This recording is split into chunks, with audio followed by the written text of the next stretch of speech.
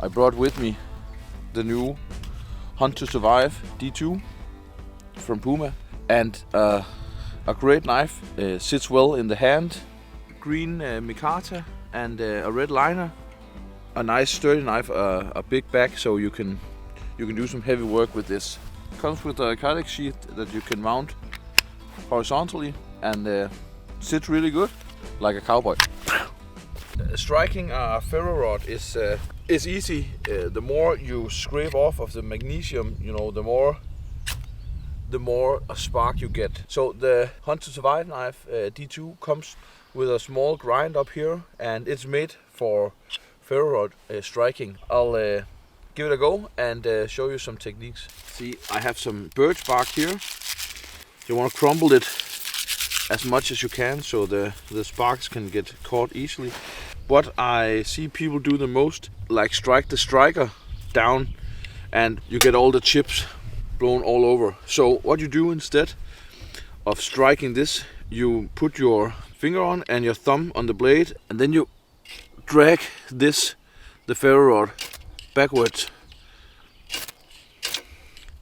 On this way you can angle the striker on where you want the embers to go.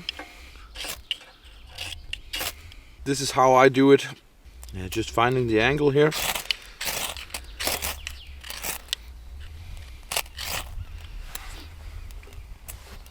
See there? Easy. We'll try the same with some of the fatwood I found in a previous video. When cutting fatwood, it's easy to have a cup or something to catch the chips in. Cuts really nice, this knife here.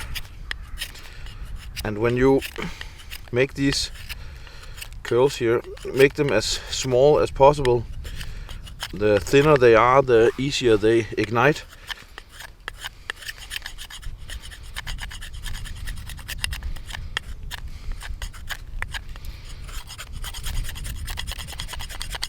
And you can make some bigger ones as you go, but initial they have to be small. See this? This is like striking a gold ore.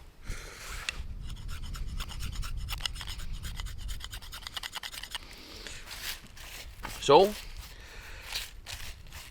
you can see here, if I was striking down this, I would get it all over. So again, use the dragging method.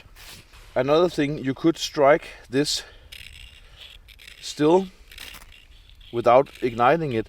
So you scrape off a little of the magnesium and it ends up in the bundle here. And that way, when it ignites, you get a bigger ignition. You can also drag it hard backwards here. See there. Takes a little practice. I'm used to the smaller striker, but this definitely works.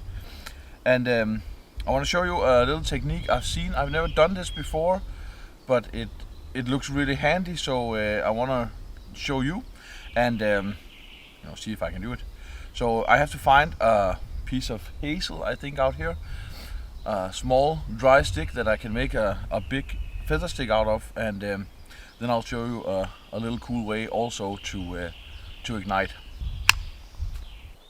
Often some of these smaller branches here, they die, and you have a upright standing, nice dry stick that you can just break off. So I'll find something in like a finger size and make a feather out of it. So as I've shown in previous videos, when splitting wood, you don't want to split down through a knot. Put the knife in, give it a couple of beatings, and there you go. And then slowly work the knife down. This didn't split as fine as I wanted to, so we'll try again.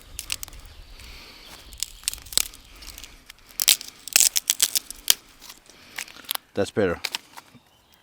So I have this piece here to make feathers out of, and as you can see, the grains go in here, so I'm gonna cut towards the end here. long and nice curls, and don't mind that some of them fall off. You just have to get in and make like a stop cut down there. And as you see here, keep the knife a little angled and then turn the subject around as you go, so you get a flower on every side as much as you can, or get the curls on every side as much as you can.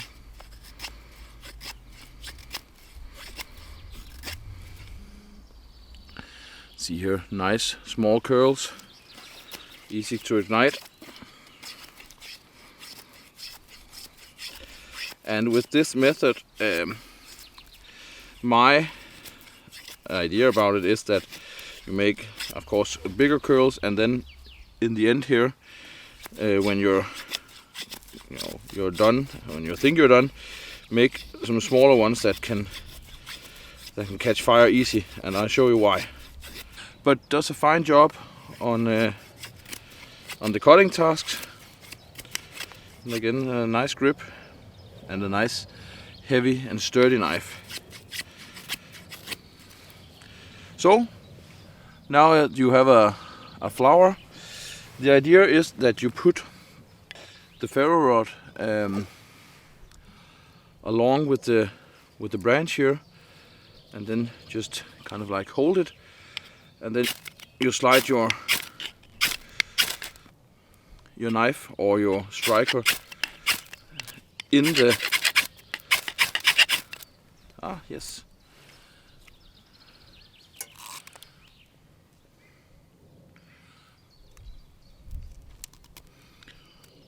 A really easy way to control where the sparks end up, and control where your chips go, so you don't have like a bundle as I did before and you end up striking them to all sides. Create 4 of these feathers, ignite one of them and put them in your fire, and then you'll have an easy fire going. And as you see, these dry hazel, they're just perfect for the task. And making feathers with a great knife, that's actually, that's nice work. You can also always take all of the curls you've cut off and use them for igniting as well. Then you have a small bundle here again, as you see. Getting acquainted with this is nice. And remember, if you want the PUMA Hunt to Survive D2, go in, check pumaknives.com and use the code LAST10. Get 10% off your purchase. Until the next time, follow us on Instagram, TikTok, Facebook and YouTube. Give us a like and comment in the section what you think about these videos. They're, as always, fun to make, and hopefully you enjoy them too. So the new Hunt to Survive, check them out.